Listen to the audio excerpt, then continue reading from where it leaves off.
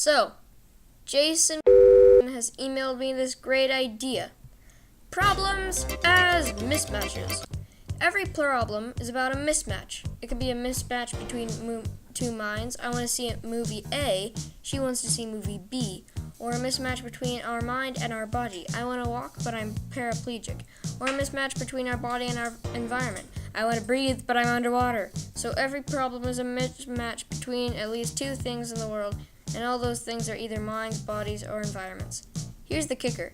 If every problem is a mismatch between at least two things, A and B, then every problem has at least 3 solution approaches.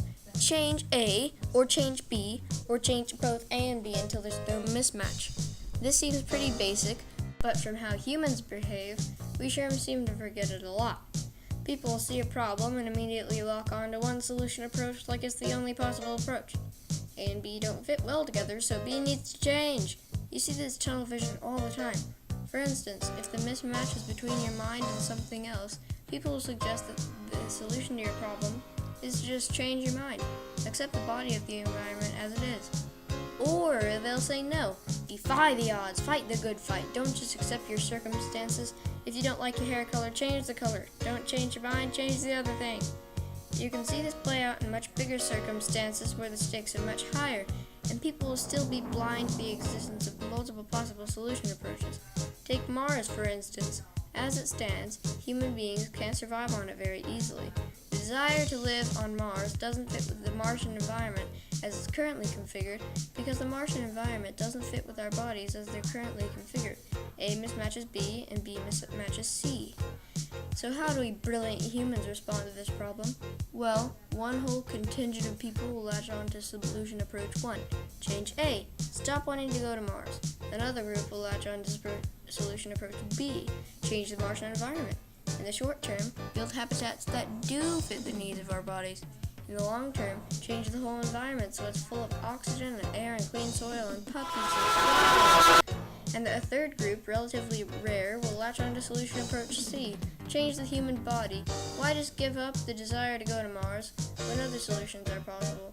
And why build out tons and tons of machinery and special buildings and eventually rebuild an entire planet when we could just change the relatively small part of the picture that it must fit? Our bodies and their allergy to low pressure air, low oxygen, etc. In reality, the best solution is often the one that involves changing both A and B. Yep, compromises.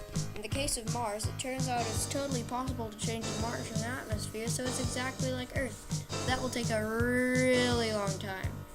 But it turns out, if you just thicken the Martian atmosphere a little bit, then humans wouldn't need spacesuits on Mars. They could just get by wearing a pressure suit, like the ones fighter pilots wear, without getting embolism or bubbles in the blood from low air pressure.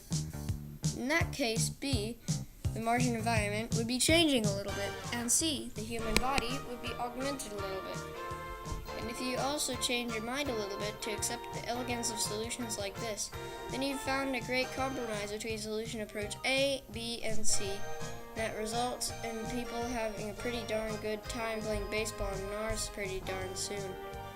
Side note, due to a lack of convection, Mars does not feel nearly as cold as the thermometer says it is. In fact, Mars usually feels like it's about 20 degrees Fahrenheit out.